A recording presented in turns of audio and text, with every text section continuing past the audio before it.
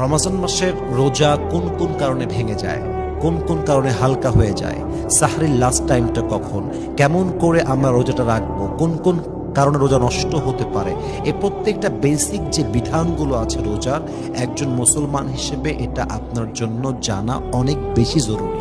এই জন্য রোজার মাস আসার পূর্বে কিতাব খুলবেন, আলেমদের বক্তব্য শুনবেন, রোজার যে বেসিক বিধানগুলো আছে প্রত্যেকটাকে স্টাডি করবেন।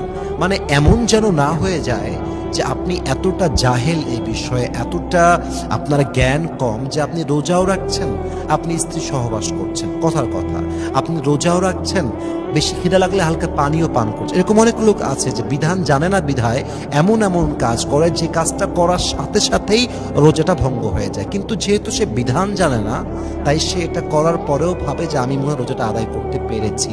অতএব যদি রোজাকে পরিপূর্ণভাবে আদায় করতে চান, রোজার প্রত্যেকটা বেসিক যে বিধান আছে এইটা জানার দরকার। বরং তো সবাই আছে না নাই?